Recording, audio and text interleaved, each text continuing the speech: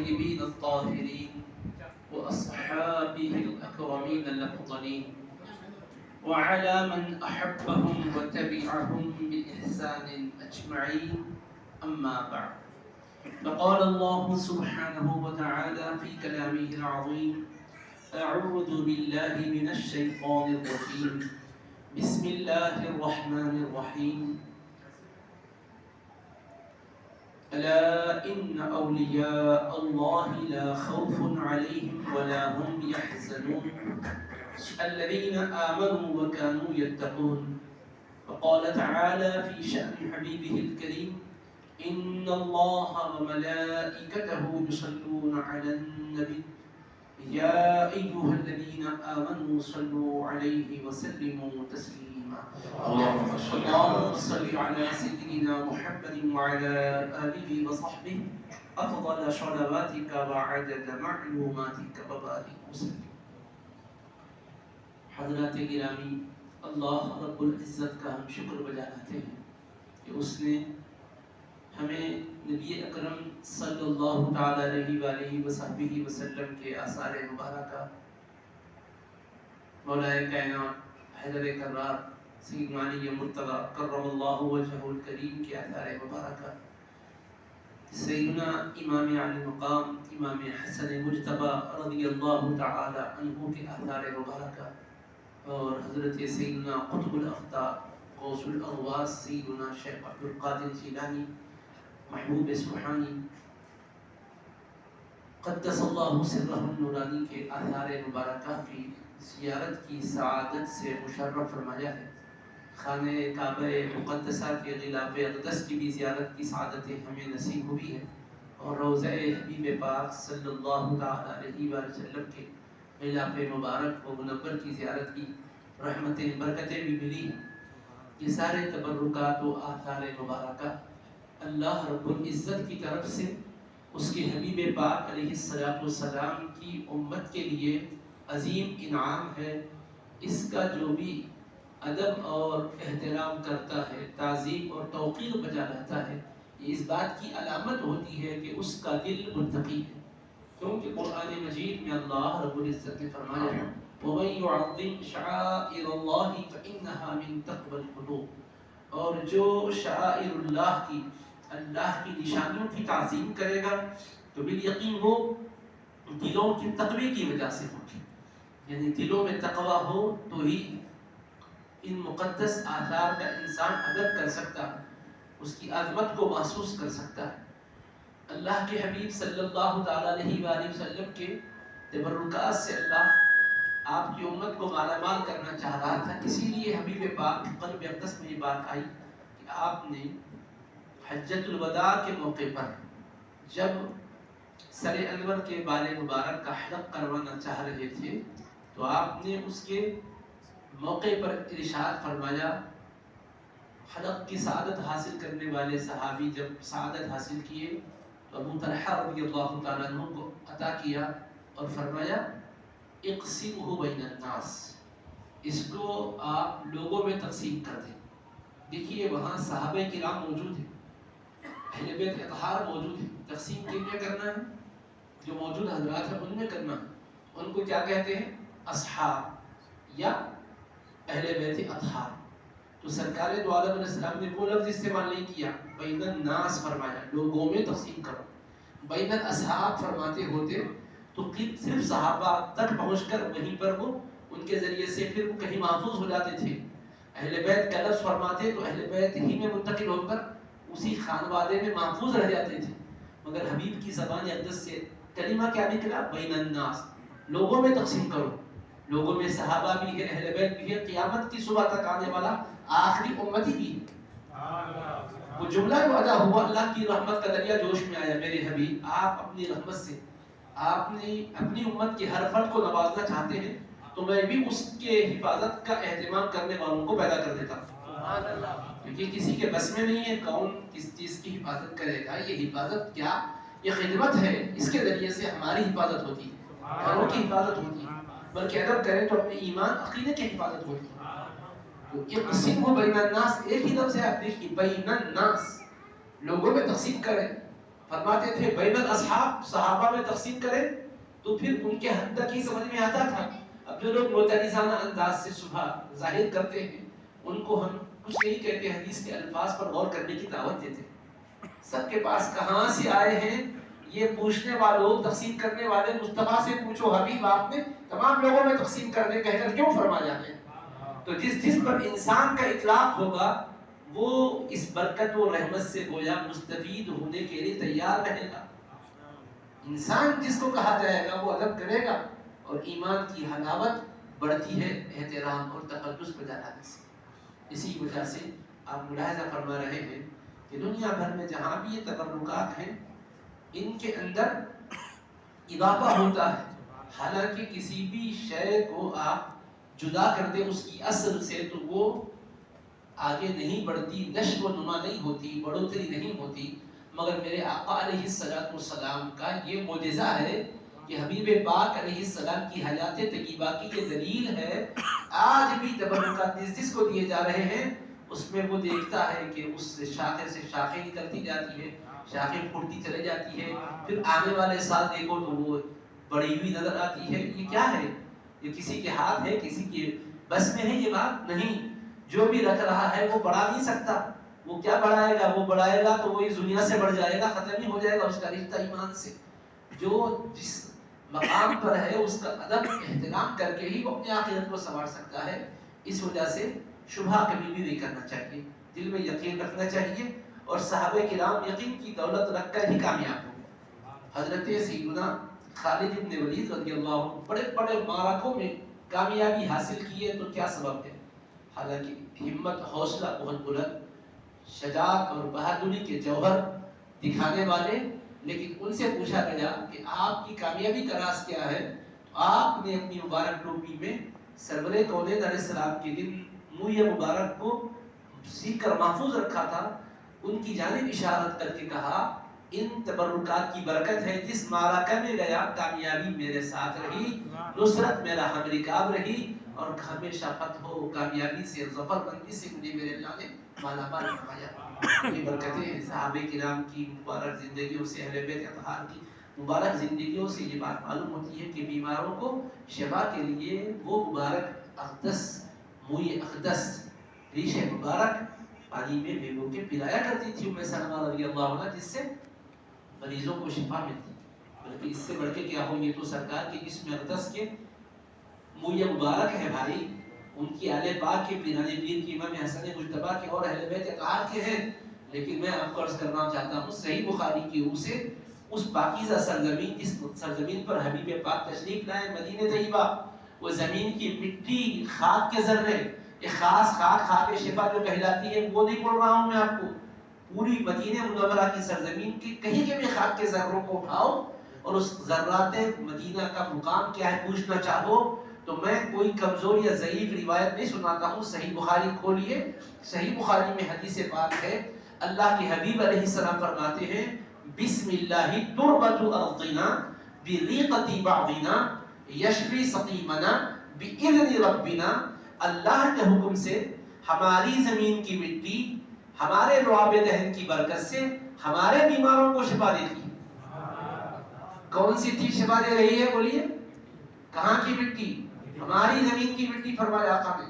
تو میں آپ سے پوچھنا چاہتا ہوں جب مٹی فرمایا تو کیا سرکار دو عالم علیہ السلام مدینے کی پوری مٹی پر اپنے مبارک تلوے رکھ کر چلے تھے کیا؟ بولیے آپ کامن سینس سے سوچئے، میں دعوت اور فکر دے رہا ہوں. آقا چلے ہیں، کہاں چلے؟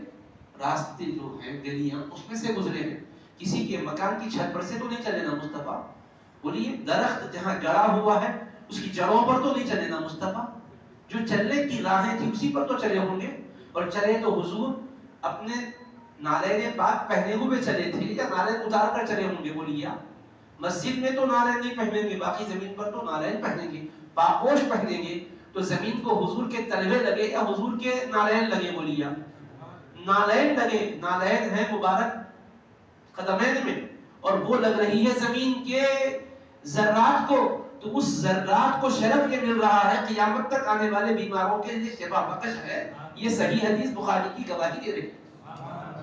اچھا چلیے، جس حصے پر چلے تھے اس حصے کو متعین کر کے نہیں فرما رہے، پوری مدینے کی زمین کو فرما رہے ہیں، کہیں کی بھی مٹی اٹھا لو۔ اگر ہمارا بیمار ہے، بیمار کو نہیں فرمایا، کل کے دن کوئی استعمال کر کے کہے گا میں بیمار تھا مجھے فائدہ نہیں ہوا، تو میرے آقا نے کیا فرمایا، ہمارے بیمار کو تم مصطفیٰ کا بنو پھر اس کو استعمال کرو، شفا ہوگی کہ نہیں دیکھ لو۔ سقیمنا ہے ہمارے بیمار، اگر ایسا نہیں ہوتا تو حضور فرماتے سقیمن، بیمار کو شفا دیتے، اور کسی کو نہیں ملتا تو کہتے میں بیمار تھا مجھے شفا نہیں ملی۔ بیمار ہمارا ہو، یعنی نسبت رکھنے والا ہو، نسبت کو ماننے والا ہو، نسبت کی برکتوں پر اعتقاد رکھنے والا ہو، اس اعتقاد کے ساتھ مدینے کی زمین کی کسی جگہ کی بھی مٹی کو اٹھا لے گا اور اگر گھول کے پی لے گا شفا مل جائے گی، اندرونی مرض، اور اگر کسی مرض پر لگائے گا اس کو بھی شفا کر دے گا اللہ تبارک و تعالی۔ حدیث کے الفاظ ہے۔ تو صرف اتنا میں سوال کرنا چاہتا ہوں تاکہ ذہن کھلے کہ جس جگہ حضور گزرے وہ جگہ تو جگہ ہے، اس سے لگی ہوئی جگہ کی شان والی ہو گئی، اس سے لگے ہوئے حصے کی شان والے ہو گئے۔ چلیے میں آج پوچھتا ہوں، یہ حدیث پاک کی روشنی میں آج جو مدینہ منورہ کی زمین ہے، یہ مٹی کا بھی مقام ہے کہ نہیں؟ بولیے یہی مقام۔ اب میں پوچھنا چاہتا ہوں، جس زمین پر مصطفیٰ چلے آج تک کتنی کھدائی ہوئی ہے، وہ زمین کی مٹی نیچے گئی، اوپر آئی، پھر کھدائی ہو رہی ہے، پھر تعمیرات ہو رہے ہیں کہ نہیں ہو رہے؟ ابھی بھی نئی تعمیرات ہو رہی ہے، وہ مٹی کہاں گئی نہیں معلوم، زمین کے اندر گئی نہیں معلوم، کسی جانب گئی، مگر اس سے لگے ہوئے یہ خاک کے ذرے جو نیچے سے اوپر آئے، اوپر سے نیچے گئے، آپ چاہے اس کو الٹ پلٹ کرتے رہو، مگر جس زمین سے بھی تم مدینے کی ذرہ اٹھاؤ اس کی وہی تاثیر جو پہلے تھی۔ یہ کوئی کہانی افسانہ نہیں ہے، حدیث بخاری کی روشنی میں عرض کر رہا ہوں۔ تو جن کے وجود اقدس سے وہ خاک کے ذرے شفا بخش ہیں، تو ان کے آثار اقدس کی شان کا کیا ہوگا؟ ان کے روضے اقدس سے لگے ہوئے غلاف اقدس کا معاملہ کیا ہوگا؟ سوچیے، کہاں کے شک شبہ میں پڑھتے جناب، فہم حدیث حاصل کر لو۔ اچھا چلو آج یہ بھی مانتے نا مدینہ منورہ کے کھجور سے برکت ملتی ہے، تو کھجور مدینہ منورہ کا ہے، کون سے زمانے کا ہے؟ کہ 1445 سال پہلے کا ہے۔ حضور پاک علیہ السلام مدینہ شریف میں تشریف لا کر آج کو 1445 سال گزر گئے نا میرے پیارے۔ کیا اس وقت کا کھجور ہے یہ؟ وہ کھجور تھے، وہ باغ بھی تھے، اب باغ بھی نئے بن رہے ہیں، پھر درخت لگائے جا رہے ہیں، پھر اس میں کھجور۔ اچھا وہ زمین کس کی ہے پوچھیے، کوئی کہے گا وہ فلاں سیٹ کی ہے، کوئی کہے گا فلاں شیخ کی ہے، کوئی کہے گا فلاں کی ہے۔ زمین کی ملکیت کے لحاظ سے مالک کوئی بھی بن رہا ہے، مگر اگنے والا پودا وہی شان دے رہا ہے جو پہلے دے رہا تھا۔ تو بتایا اگر ملکیت بدل گئی تو زمین کا حکم بدلتا ہے، یہ بدل مدینے کی زمین ہے، ملکیت بدل بھی جائے کوئی دوسرا بھی خرید لے، ولو بالفرض ہندوستان کا رہنے والا مدینہ منورہ میں جائے، نیشنلٹی مل جائے یا ویسے ہی کفیل کے تھرو وہ بھی خرید کر مالک بن جائے، تو وہ اس کی ملکیت میں آئے گا ضرور، مگر ہندوستان کی تاثیر نہیں دے گا، وہ مدینے ہی کی تاثیر دے گا۔ تو یہ ہے اتنی تاریخ کا تسلسل ہے ان تبرکات کے بارے میں کہ کہاں اس میں شک شبہ کریں۔ آپ کے سامنے فرمایا شبہات بھی دور ہو، اس لیے تھوڑی بات عرض کی جائے۔ میں نے چند باتیں آپ کی خدمت میں ارتجالن، پہلے سے کوئی میں نے سوچا نہیں تھا، نہ کہا گیا تھا کہ کچھ عرض کرنا، خواہش کا اظہار کیا گیا تو چند گزارشات کی ہے۔ تو میرا معروضہ یہ ہے، شبہات کی طرف کبھی نہیں جانا، کبھی بھی شک شبہات میں انسان جانے سے اس کو تشویش بڑھتی ہے، اضطراب بڑھ جاتا ہے۔ قرآن کی اور آیت پاک ذہن رکھ لیجیے، سورہ یوسف میں اللہ رب العزت نے بیان کیا، حضرت سیدنا یوسف علیہ السلام ہے، حضرت یعقوب علیہ السلام کی خدمت میں ان کے فرزندان گرامی قدر نے آ کر کہا تھا کہ اس طرح حضرت یوسف علیہ السلام سے ہماری ملاقات بھی، عزیز مصر ہوئے ہیں، کنویں میں ڈالے تھے لیکن اللہ نے آپ کی حفاظت فرمائی۔ وہ پورا واقعہ نہیں سننا چاہتا ہوں، تو آپ نے اتنا ہی کہا تھا کہ اچھا ٹھیک ہے۔ حضرت یوسف علیہ السلام سے بھی جا کر کہا تھا کہ دیکھو آپ کی جدائی میں والد بزرگوار کی بینائی جا چکی ہے۔ یوسف علیہ السلام نے اپنے بھائیوں سے کہا تھا اذهبوا بقمیصی هذا القوه على وجه ابی یأتی بصیرا، میرا یہ پیراہن لے جاؤ، میرے ابا جان کی آنکھوں پہ ڈال دو، وہ بینا ہو جائیں گے، وہ دیکھنے والے ہو جائیں گے۔ یہ قرآن ہے، وہ جو بخاری کی حدیث تھی نا، صحیح بخاری کا درجہ قرآن کے بعد، لیکن اس سے اوپر قرآن کا درجہ ہے، قرآن سے بھی دلیل سن لیجیے کہ پیغمبر فرما رہے ہیں میرا قمیص لے جاؤ، ابا جان کے مبارک چہرے پر ڈالو، وہ دیکھنے والے بن جائیں گے۔ اور قرآن کہتا ہے فلما ان جاء البشیر القاه على وجهه فارتد بصیرا، یہ خوشخبری کا پیغام لے کر جو چلے تھے، انہوں نے وہاں جانے کے بعد اس پیغام کو آپ کی آنکھوں پہ ڈال دیا، اور جب آنکھوں پہ ڈالا تو یہ نہیں ملتا ہے کہ آنکھوں پہ ڈال کر ہاتھ اٹھائے اور اللہ سے عرض کی مولا یہ پیراہن ہم تو آنکھوں پہ ڈالے ہیں، اب تو اپنی قدرت کا جلوہ دکھا، اس کا بیان نہیں ہے۔ قرآن ہے، ایک ایک چیز قرآن کے کلمات کے اندر جو ہے غور کرنے کی ہے. الفاظ سنیے، القاہ علی وجہہ، فلما ان جاء البشیر القاہ علی وجہہ، تو وہ ان کے چہرے پر ڈال دیا. فارتد بصیرا، فا عربی زبان میں فی الفور کسی چیز کے ہونے کو بتاتا، تو دیر میں ہوئی جیسے آنکھوں پہ کپڑا ڈالا گیا، فارتد بصیرا، وہ دیکھنے والے بن گئے، آنکھیں روشن. سبحان اللہ. تو قمیص کس کا ہے؟ یوسف علیہ السلام کا. نسبت آپ بولیں گے قمیص کوئی اور تھا ہوگا، اللہ پاک کپڑے میں تاثیر پیدا کیا، لیکن وہ قمیص کو صرف قمیص کہتے تو محض کپڑے کا اثر سمجھ میں آتا تھا. پر ان کے جملے کیا ہے؟ بی قمیصی، میرا یہ قمیص لے جاؤ، بی قمیصی ھذا، بھائی میرا قمیص کیوں بولے؟ یہ بھی کہہ سکتے تھے اس قمیص کو لے جاؤ، اس قمیص کو لے جاؤ، تو کوئی کچھ اور مطلب بھی نکال سکتا تھا. مگر وہ کہہ رہے ہیں یہ قمیص جو ہے اس میں جو بینائی دینے کا اثر آیا ہے یہ محض کپڑے کی وجہ سے نہیں آیا ہے، یہ کارخانے میں بنا گیا اس لیے نہیں آیا ہے، یہ محض جنت سے آنے کی وجہ سے بھی نہیں آیا ہے. جنت کا کیا ہر لباس آنکھوں کو بینا کر دے گا کیا؟ یہ صرف اس لیے ہے کہ یہ پیغمبر کے جسم سے لگا ہے، اللہ نے ان کے انوار نبوت کا اثر لباس میں ڈالا ہے اور اس کی وجہ سے اس کو نور دینے والا بنایا ہے. تو بتانا مقصود یہ ہے قرآن کا کہ محض قمیص نہیں، قمیص پیغمبر کا ہے، شفا دے رہا ہے، بینائی دے رہا ہے. تو پیرہن یوسف علیہ السلام کا یہ فیض دیتا ہو تو نبی پاک کے بارے نقص سے نسبت رکھنے والے کیوں فیض نہیں دیں گے؟ اس لیے شک شبہ کی وادیوں میں بھٹکنے کی ضرورت نہیں ہے. اگر آپ کے دل کے اندر یقین کا اجالا ہے تو لباس کو آج بھی دیکھو عشق و محبت سے، تو اس سے نورانی کرنیں پھوٹتی ہوئی نظر آئے گی جیسے سورج کی شعاعیں بکھر رہی ہوتی ہے. لیکن شرط یہ ہے کہ آنکھ میں اجالا ہو، دل میں عشق کا اجالا ہو اور شک کا جالا نہ ہو، تو انشاءاللہ یہاں بھی بول بالا وہاں بھی بول بالا ہوگا. اللہ تعالیٰ سے دعا ہے کہ پروردگار ان تبرکات شریفہ کی برکتوں سے ہمارے ظاہر و باطن کو منور فرما. اے اللہ ایمان و عقیدے پر استقامت عطا فرما. اپنے حبیب پاک کی سچی پکی حقیقی کامل محبت ہمارے دلوں میں راسخ فرما. اہل بیت مصطفیٰ علیہ السلام کی محبت ہمارے دلوں میں راسخ فرما. صحابہ کرام کی محبت ہمارے دلوں میں راسخ فرما. اولیاء صالحین کی محبت ہمارے دلوں میں جاگزی فرما. سیدنا غوث اعظم شیخ عبدالقادر جیلانی رضی اللہ تعالیٰ عنہ کے خصوصی فیوز و برکات سے ہم سبوں کو مالا مال فرما.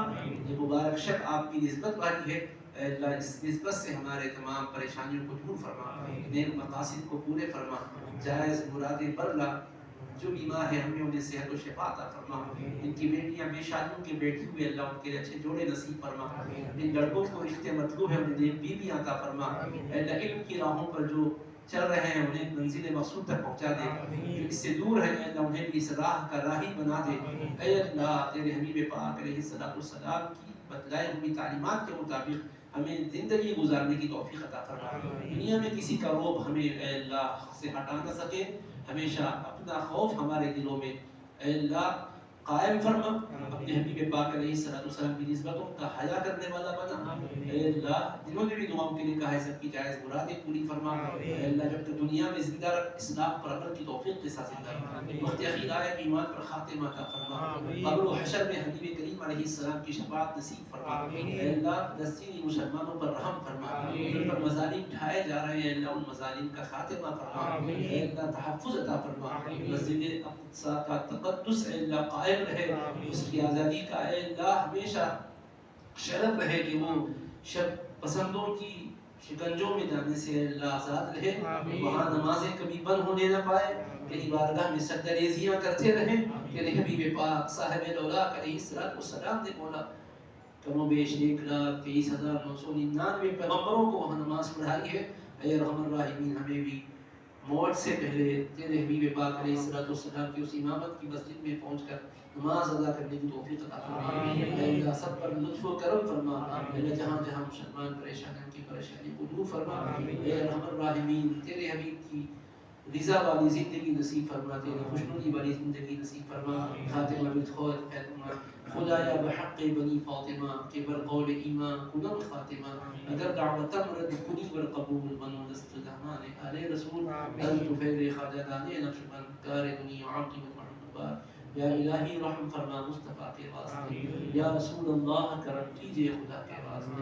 مشکلیں حل کر شہ مشکل کشا کے آمین کربلائے رد شہید کربلا کے واسطے آمین سید سجاد کے صدقے میں سعادت رکھ ہمیں علم حق دے باقی رے علم خدا کے واسطے آمین قادری کر قادری رکھ قادری یونے کا آمین قدر عبد القادر قدرت نما کے واسطے آمین وصلی اللہ تعالی علی خیر خلقہ سیدنا محمد وعلی آلہ وصحبہ اجمعین برحمتک یا ارحم الراحمین الحمد للہ